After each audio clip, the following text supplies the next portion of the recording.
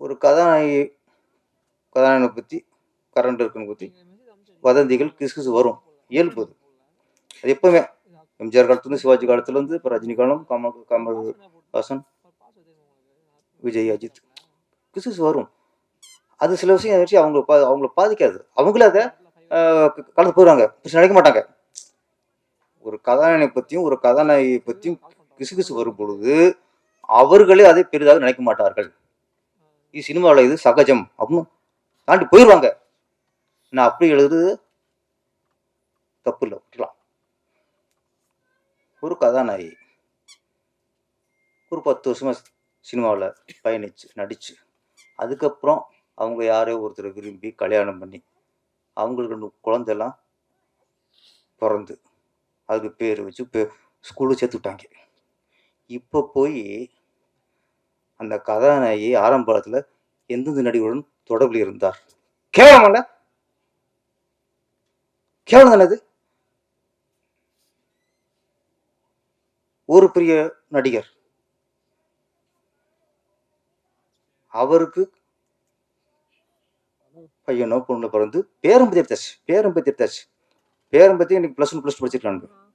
இப்போ இந்த நடிகரை குறிப்பிட்டு 40 வருஷம் 50 வருஷத்துக்கு முன்னாடி அவர் ஃபர்ஸ்ட் எந்த நடிகரோட தொடர்பு இருந்தார், இந்த நடிகை இப்படி பண்ணி அவர் ஏமாத்திட்டாரு.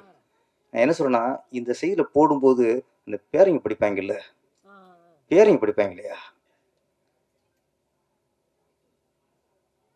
பொண்ணுங்க உங்க அம்மா பத்தி எழுதும்போது நீங்க அந்த பொண்ணுக்கு 10 வயசு 12 வயசு இருக்கு. நம்ம அம்மா பத்தி இப்படிலாம் உங்க அம்மா இருந்திருக்கு அப்படின்னா அந்த பொண்ணு இன்னைக்கு மீடியாவில் எப்படி இருக்கு? இன்னைக்கு எல்லாம் பார்க்குற மற்ற எனக்கு செல்லுல இருந்து எல்லாரும் பார்க்குறாங்கல்ல. அப்போ அந்த ஒரு நடிகை பற்றி கல்யாணம் ஆகி குழந்தைகள் ஒரு நடிகை பற்றி யூடியூப்ல போடும்போது அதை அந்த பசங்க அந்த நடிகையோட குழந்தைகள் பார்க்குங்கிறது நமக்கு மைண்டில் வேணாமா? நம்ம தாத்தாங்க பேரன் நடிகரை பற்றி இப்போ எழுதும்போது பேரன் பாப்பான்னு தெரிய வேணாமா? இது நாட்டுக்கு ரொம்ப அவசியமா? இது என்ன சொல்ல வரிய? இது என்ன தேசப்பற்றா? இது என்ன நாட்டுப்பற்றா? சினிமாவில் நான் இப்பவும் சொல்கிறேன், கரெக்டில் நடிகர் இருக்காங்க, இப்போ எழுதுங்க, குழப்பம் நடத்துங்கலாம், பிரச்சனை இல்லை. 40 வருஷத்துக்கு முன்னாடி இன்னும் நீ ஆரம்பிச்சுடுவாங்க, போன ஜென்மத்தில் இவர் எப்படி இருந்தார் அது. ஆமாம், இந்த நடிகர் போன ஜென்மத்தில் இங்கே இந்த உங்களோட தொடர்பு இருந்தார், அதெல்லாம் கலருவாங்க. இப்போ தயவுசெய்து கல்யாணம் ஆகி செட்டில் ஆகி அவங்கவுங்க குடும்பத்தை பார்த்துட்டு இருக்காங்கல்ல, அவங்க பற்றி தயவுசெய்து எழுதாதீங்க ப்ளீஸ், விட்டுருங்க. நமக்கு பொழப்பு வேணுமா? கரண்ட்ல இருக்க எழுதிங்க. உதயகுமார் சார் பற்றி எழுதுங்க, என்னை பற்றி எழுதுங்க. ஏன்னா இவர் அதெல்லாம் ஈஸியாக எடுத்து போயிடுவார். அது இப்போ எழுதக்கூடாது. அவருக்கு ஒரு பொண்ணுலாம் இருக்கு. இப்போ கரண்ட்ல ஒரு நடிகர்களை பற்றி டேரக்டர்களை பற்றி லோகேஷை பற்றி எழுதுங்க. அவர் கல்யாணம் ஆச்சுல, எல்லாம் கல்யாணம் நம்ம தான் வந்து கல்யாணம் ஆச்சு. அது வதந்திகள் எல்லாமே தயவுசெய்து கல்யாணம் ஆகி செட்டில் ஆகி குழந்தை குட்டியோட பேரப்பிள்ளையோட இருக்கிறத பற்றி தயவுசெய்து நம்ம எழுத வேணாம் அப்படிங்கிற ஒரு சினிமாக்காரனா என்னோட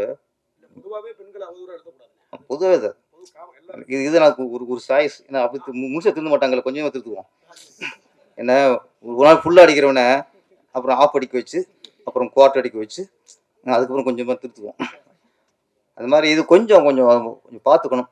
அது ரொம்ப அவங்களோட இல்லாமல் அவங்க சந்ததிகள்லாம் பாதிக்கப்படும். ஒரு சின்ன விஷயம் சொல்லிடுறேன், ஏன்னா பேசணும் வந்தாச்சு. இப்போ அந்த நடிகையோட பொண்ணு அது ஸ்கூலுக்கு போகுதுல்ல, அது ஃப்ரெண்ட்ஸ் இருப்பாங்கல்ல, நடிகை பற்றி எழுதும்போது அந்த குழந்தையோட ஃப்ரெண்ட்ஸும் பார்ப்பாங்களா சார்?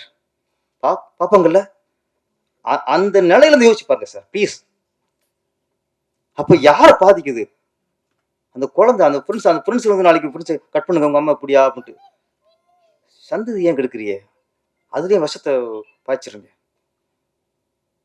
ஏன்னா இந்த படத்தை கதை அப்படி. சினிமான்னா சொல்லுவான், சினிமா எல்லாம் கிடைக்கும், ஈஸியாக கிடைக்கும், அது கிடைக்கும், பொண்ணுங்க அப்படி இருப்பாங்க இப்படி இருப்பாங்க. அவன் ஒழுங்காத்தான் இருந்தான். ஹீரோ ஃபர்ஸ்ட் நவராத்திரி சிவாஜி கணேசன் நடிக்கிறான், 3 கட்டப்பு 4 கட்டப்பு 4 கட்டப்பு ஒவ்வொன்றும் ஒவ்வொரு டிஃப்ரெண்ட்டு. நல்லா தான் இருந்தாவன். இவங்க உசுப்பேத்தி சினிமா அப்படின்னா உள்ள ஆசை வந்துருச்சு. ஓகே தனியாக ஒரு பொண்ணு மாட்டினா அதுதான் மனைக்கு நினச்சிக்கிட்டு அது இல்லை.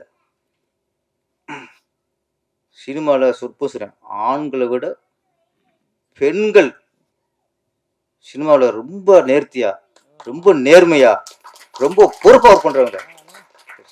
அது மேக்கப் பண்ணா இருக்கட்டும், காஸ்டியூமாக இருக்கட்டும், இப்போ வந்து பாருங்க இங்கே சொன்னேன் ஆண் அசிஸ்டண்ட்டோட ஒரு பெண் அசிஸ்டண்ட்டு கரெக்டாக இருப்பாங்க. அப்படி இருக்காங்க சினிமாவில் பெண்கள்லாம். யார் வந்து பெண்களை இழிவாக பேசிக்கிறீங்க?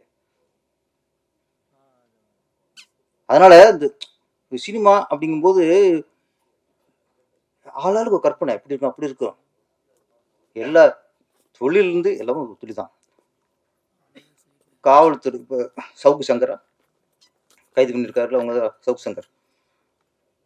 காவல்துறை அப்படின்னா அது ஒரு தொழில், தொழில் தான். அப்போ காவல்துறையோட பெண் காவலர்களை அவர் எளிதாக பேசலதுல அவர் வேற மாதிரி ஒரு தாட்டில் போய் மாட்டிக்கிட்டார்.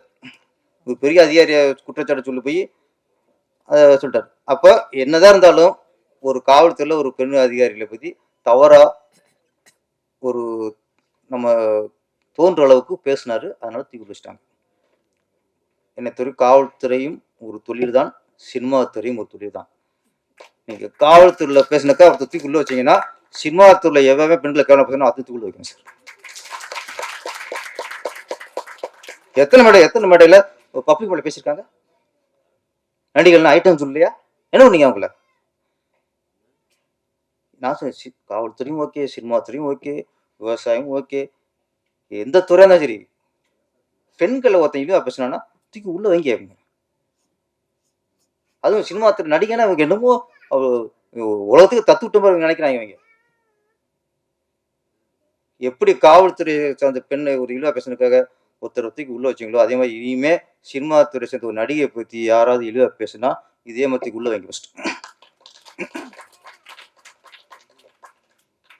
ஏன்னா இது இந்த காண்டம் குறும்படம் நம்முடைய இந்த மாதிரி இந்த இழிவா பேசுறவங்களுக்கெல்லாம் ஒரு பாடம். இந்த காண்டம் யாரெல்லாம் சினிமா இழிவா பேசுற தப்பா நினைக்கிறாங்களோ அவங்களுக்குலாம் ஒரு பாடம் தான் காண்டம். இப்படி ஒரு சினிமா நேசிக்கிறதுனால தான் இந்த பாட்சா படத்தை சொல்லுவாங்கல்ல, நாட்டின் நரம்புலாம் முறுக்கிறந்த அடி அடிச்சாங்க. அது மாதிரி சினிமாவில் இந்த அளவுக்கு நேசிச்ச ஒரு ஆளால இப்படிலாம் எடுக்க முடியும். வாழ்த்துக்கள். குறும்படம் அடுத்து பெரும்படமாக எடுத்து மிகப்பெரிய வெற்றி அடைய வேண்டும். நன்றி, வணக்கம்.